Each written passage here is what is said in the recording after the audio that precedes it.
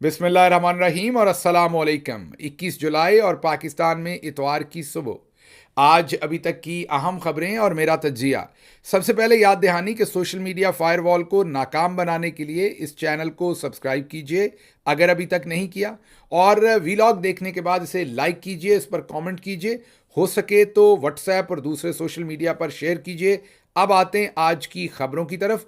आज की पहली एक्सक्लूसिव खबर आपके सामने रखेंगे और वो है मेरी प्यारी बाजी जो हैं वो एक बहुत बड़ा घर बना रही हैं मानसेरा के इलाके में। अब घर बनाना तो कोई बड़ी खबर नहीं, एक्सक्लूसिव खबर नहीं, इसके अंदर एक एक्सक्लूसिव खबर है, वो आपको हम अभी देते हैं। लेकिन पहले ये ज़रा फुटेज देखिए इस घर की। ये जहाँ पर ये घर बन रहा है, ये एबटाबाद मानसेरा उस इलाके के अंदर बन रहा है। ये पूरे मानसेरा का नहीं, लेकिन जहाँ पर ये घर बन रहा है उस इलाके का ये सबसे ऊंचा मुकाम है। सबसे पहले तो आपको ये बता दूं, मीन ऊंची जगह है। दूसरी इसमें जो एक्सक्लूसिव बात है, फुटेज तो आप देख ही रहे हैं इस घर की, जो इसमें एक्सक्लूसिव बात है वो ये मुबैना तौर पर इसलिए कहूँगा कि डॉक्यूमेंट सामने नहीं है। लोकल्स के साथ जो मेरे इंटरव्यूज़ हुए हैं, जो लोकल्स ने मुझे रब्ता करके ये फुटेज प्रोवाइड की है, उन्होंने मुझे ये बताया है, इसलिए मैं मुबैना तौर पर रिपोर्टेडली कहूँगा। और जाहिर है हमारी KPK गवर्नमेंट जो है वो इसके ऊपर इन्वेस्टिगेट करके देख सकती है कि कितनी ज़मीन इस घर की जो है वो इनकी अपनी है और कितनी ज़मीन बाद में चार दीवारी बनाकर उसके अंदर लेने की कोशिश की जाएगी इस घर के अंदर।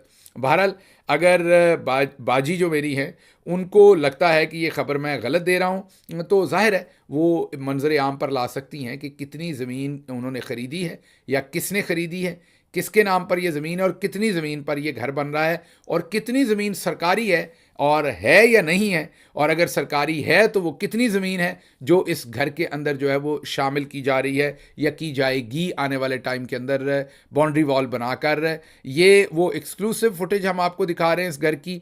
और आपने ये भी जहन में रखना है कि मेरी लंदन तो क्या पाकिस्तान में भी कोई प्रॉपर्टी नहीं, और उसके साथ साथ हमारे जो भाई साहब हैं वो तो कहते थे कि मुझे तो वजीफ़ा मिलता है, तो अब ये समझ नहीं है कि उनके आबाई इलाके के अंदर ये घर बन रहा है तो ये इसके अंदर कितना पैसा इन्वॉल्व है वो आप सब अंदाज़ा लगा सकते हैं। ये कौन बना रहा है, कहाँ से आए पैसे, कहाँ से आए ये झुमके, किसने दिए ये झुमके, वो वाली बात है। बहरहाल ये जवाब उनको देना चाहिए क्योंकि उनकी तो लंदन तो क्या पाकिस्तान में कोई प्रॉपर्टी नहीं। ये हमारे तक लोगों ने खबर पहुँचाई थी तो हमने कहा कि क्यों ना हम आपके साथ इसे शेयर करें।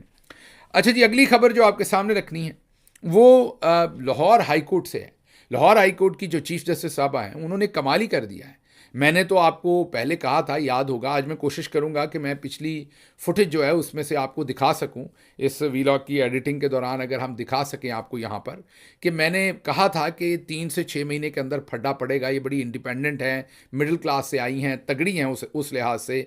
और ये भी मैंने कहा था कि ये तासर है कि इनका नून लीग से पुराना ताल्लुक है। लेकिन साथ मैंने कहा था वो तो जस्टिस शहजाद के बारे में भी था कि जस्टिस आलिया नीलम जो हैं वो लोअर मिडिल क्लास तबके से इमर्ज होकर ऊपर आई हैं। एक तगड़ी खातून है जो उनके एक तरफ तो नाकद है, दूसरी तरफ उनके जो अप्रिशिएटिव कमेंट्स हैं उनके लिए वो ये हैं कि वो एक तगड़ी खातून है और अड़ जाती हैं, जिद पे आ जाएं तो फिर कुछ भी कर जाती हैं, किसी से भी टकरा जाती हैं। हमारा दिल बिल्कुल साफ है। हमने उन पर भरपूर तनकीद की है कि सीनियरिटी के प्रिंसिपल को हटाकर उनको लाया गया और उनकी कोई जजमेंट सामने नहीं है जहां उन्होंने खवातीन को सपोर्ट किया हो। लेकिन अब क्योंकि वो बन गई हैं तो in the larger interest of law and justice हम उनको वेलकम करते हैं और ये एक्सपेक्ट करते हैं कि वो आते ही जो खवातीन इस टाइम जाली झूठे मुकदमों में बेगुनाह जेलों के अंदर पड़ी हैं उन्हें फौरी तौर पर वो बेल देंगी, जमानत देंगी, खवातीन के हकूक के लिए बोलेंगी। किसी और के हकूक के लिए हम बाद में कसौटी परखेंगे, पहली कसौटी यही होगी उनके लिए कि वो खवातीन के लिए क्या करती हैं। तो अगले एक आध हफ्ते के अंदर नजर आ जाएगा। अगर तो वो वही करती हैं जो काजी साहब उनसे चाहते हैं, जो एस्टेब्लिशमेंट चाहती है, जो नून लीग चाहती है, तो फिर समझ आ जाएगी सीनियरिटी क्यों पामाल की गई है। लेकिन अगर वो जस्टिस शहजाद मलिक, क्योंकि उनके बारे में भी तासर यही था कि वो प्रो नून लीग फैसले करेंगे, लेकिन उन्होंने प्रो आइन और कॉन्स्टिट्यूशन जो है वो फैसले किए। जस्टिस आलिया नीलम साहबा के पास भी अब ऑप्शन है, ज्यादा से ज्यादा क्या करेंगे, उन्हें लिफ्ट करके सुप्रीम कोर्ट ले जाएंगे। तो उनके पास भी एक ऑप्शन है कि वो अब आइन कानून के साथ खड़ी हो जाए और पाकिस्तान की तारीख में अमर हो जाए। अपना नाम कानून और इंसाफ के जो डिफेंडर्स हैं उनके साथ लिखवाएं, ना कि अपना नाम जो है वो ऐसे जजेस के साथ लिखवाएं जो दो टकों के ऊपर बिककर, जिन्होंने जस्टिस मुनीर की तरह अपना जो ओहदा है उसका मुंह काला किया हो। अब आपको इनसाइड स्टोरी देते हैं। ये तो आपको बता दिया कि ट्रिब्यूनल्स वही काम करेंगे, ये तो पुरानी खबर हो गई कि ट्रिब्यूनल्स जो हैं वो वही काम करेंगे, 8 जजेस वही काम करेंगे। जिसके बाद मरियम साहबा को आपको लगता है कि उन्होंने सुप्रीम कोर्ट के जजेस को धमकी दी। असल मसला लाहौर की चीफ जस्टिस ने खड़ा किया है। जो मरियम साहबा आग निकाल रही है ना, वो लाहौर की चीफ जस्टिस के फैसले की वजह से है, क्योंकि वो जो 8 ट्रिब्यूनल है उसका मतलब है कि इन सबका भट्ठा गोल हो गया अगले 5 से 6 हफ्ते के अंदर। अब आपको अंदर का अहवाल बताते हैं। जब चीफ इलेक्शन कमिश्नर मिलने आए तो ये तो आपको पता है कि मोहम्मद अशफाक, उन्होंने फुटेज बनाने की कोशिश की थी। बड़े ज़बरदस्त सहाफ़ी हैं लाहौर के। फुटेज बनाने की कोशिश की, उनसे कैमरा छीना गया, उन पर तशद्दुद करने की कोशिश की गई थी। बड़े ही गुमनाम तरीके से जजेस गेट से लाया गया था चीफ इलेक्शन कमिश्नर को। लेकिन जो एक स्टोरी आपको नहीं पता कि एक साहब पहले से आकर चीफ जस्टिस के चैम्बर के बाहर बैठे हुए थे और इंतज़ार में थे कि जब चीफ इलेक्शन कमिश्नर आएँ तो वो भी अंदर जाएं। वो चौधरी साहब के नुमाइंदे थे। जाहिर है उनका दफ्तर भी पास ही है, चिड़ियाघर के इर्द गिर्द वो दफ्तर है जहाँ से वो तशरीफ़ लाए थे।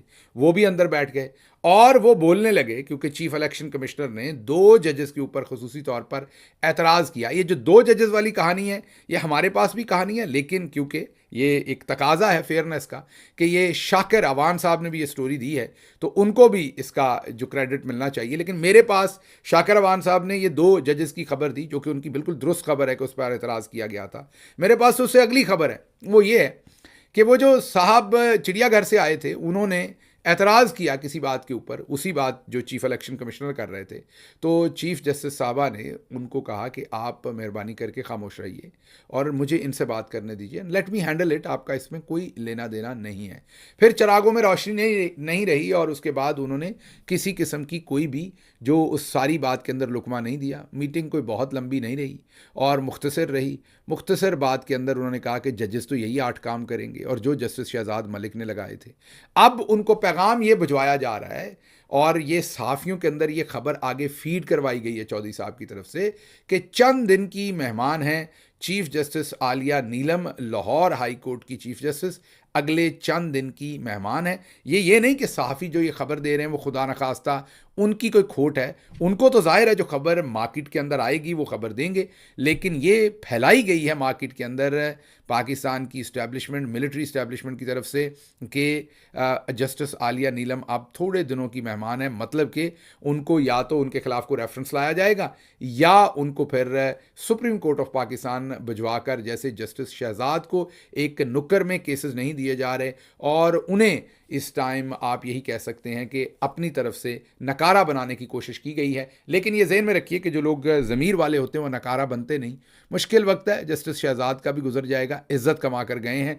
हम एक्सपेक्ट करते हैं कि यही काम जस्टिस आलिया नीलम साहबा ने करना है, करना उन्होंने पहले ही शुरू कर दिया है। और मैं आपको बता दूं, अब सींग फंस गए हैं तो बात दूर तक चली जाएगी, क्योंकि जस्टिस आलिया नीलम मेरा मुशाहदा था, जो मैंने आपसे पहले भी शेयर किया था, पीछे हटने वाली नहीं है।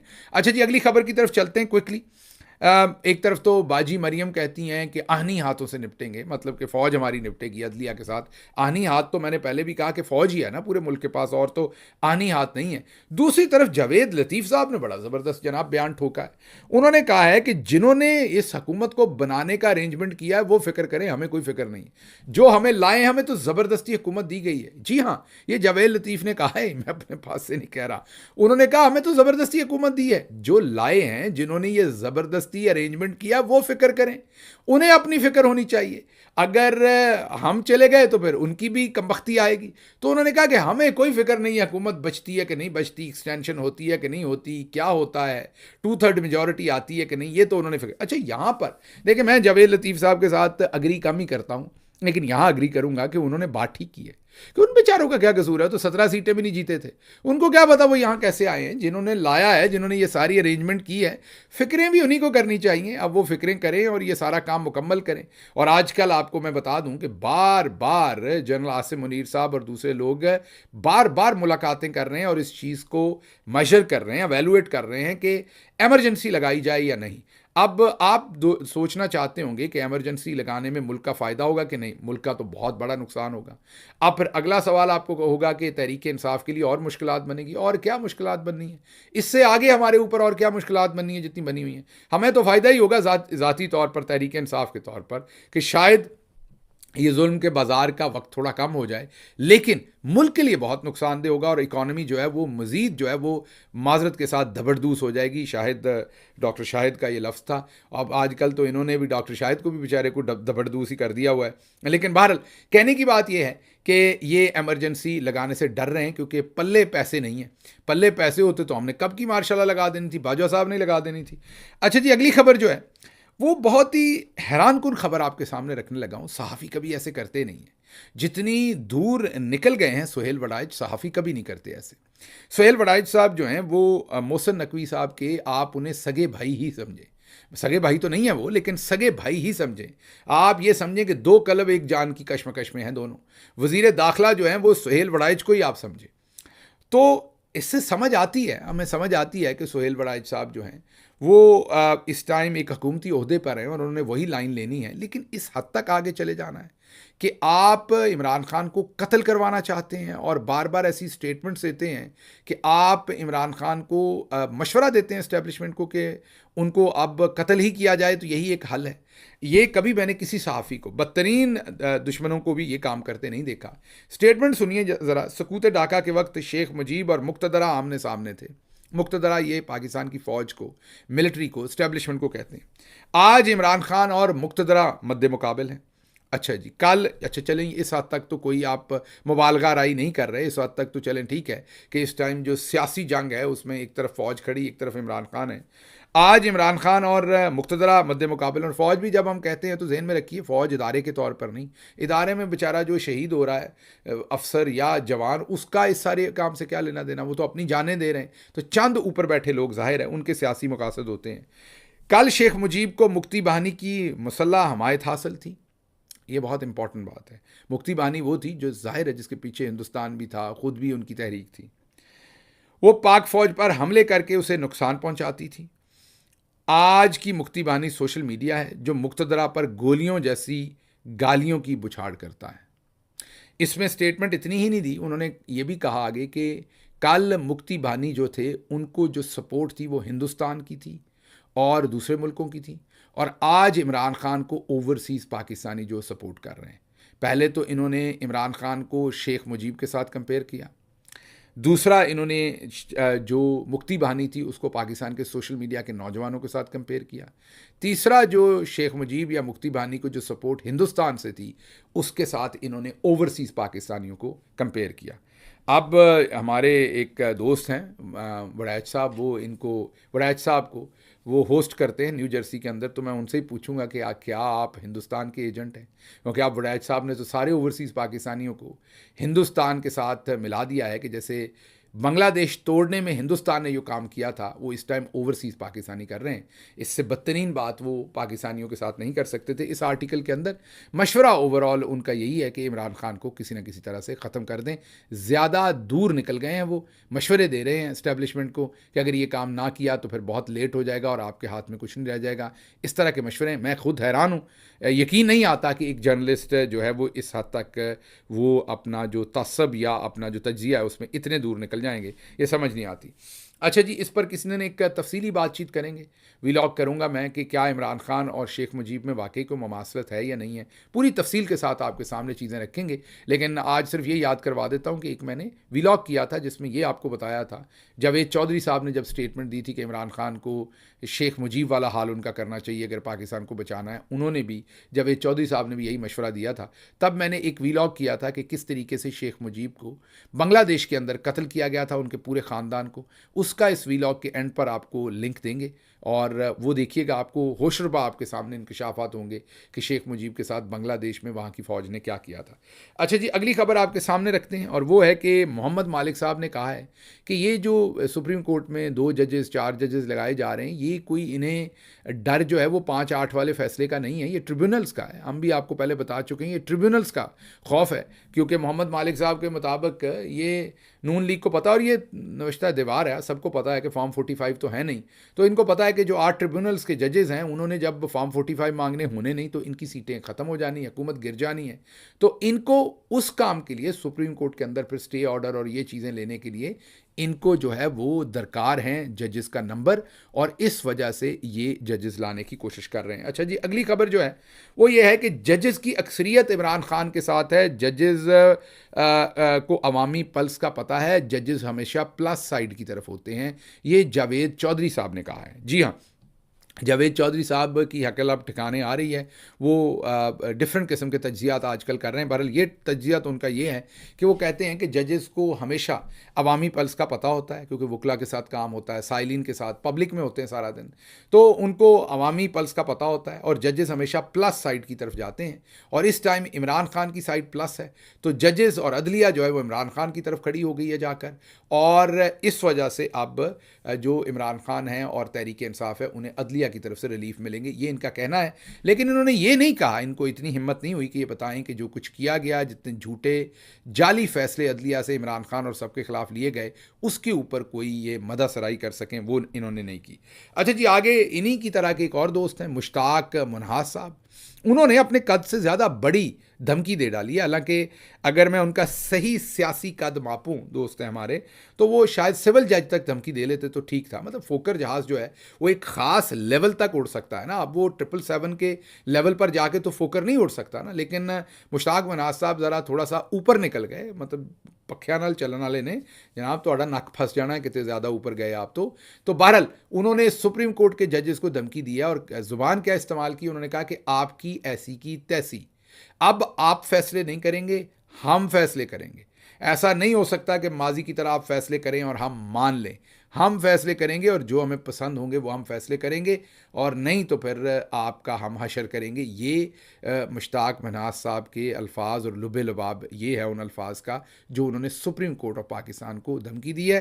बहरहाल इसको सीरियस लेना चाहिए? बिल्कुल भी नहीं। यहाँ शायर जो है वो नून लीग वालों को कह रहा है कि या शेख इधर भी वेख, मतलब कि मुझे भी सीरियस ले, मुझे तो आप लोग भूल ही गए, तो इसमें कोई सीरियस लेने वाली बात नहीं है। हाँ, ये किसी सिविल जज वगैरह को धमकी देते तो शायद इसके ऊपर सीरियसनेस करने की ज़रूरत थी।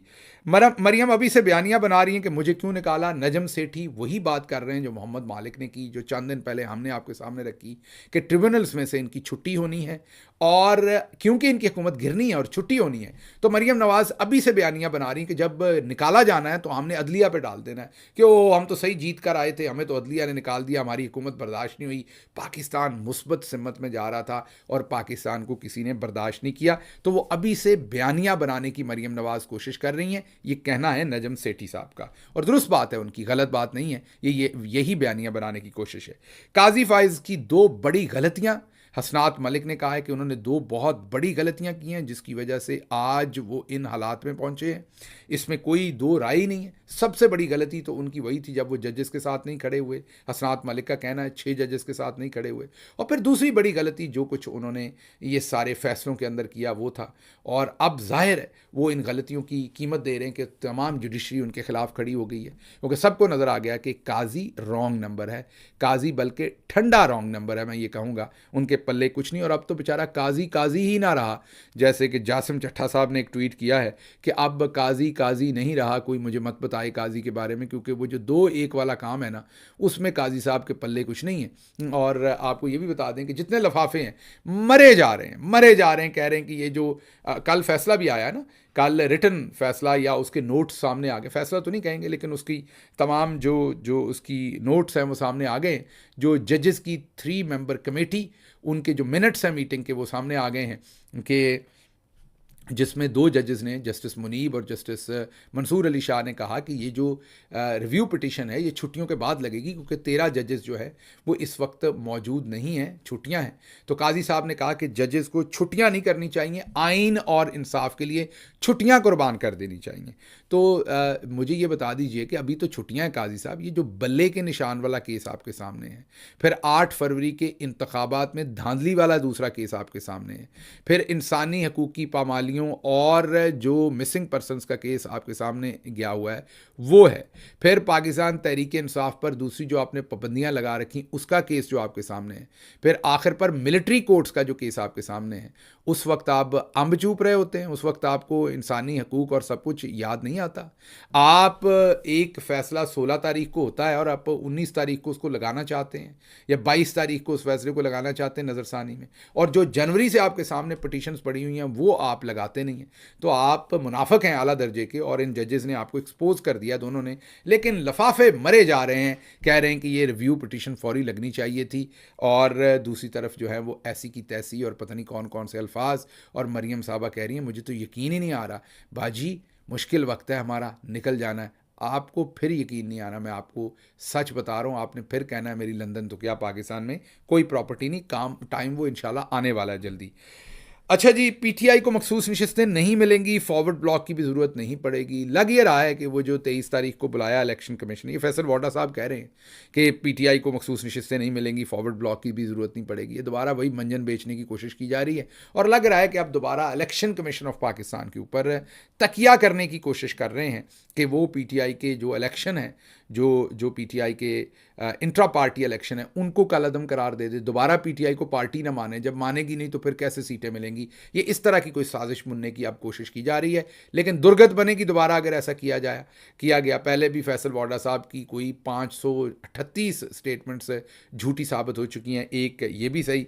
अच्छा जी, अगली जो खबर आपके सामने क्विकली रखूंगा और फिर वीलॉग ख़त्म करेंगे। बांग्लादेश की सूरत हाल बहुत मखदूश हो गई है।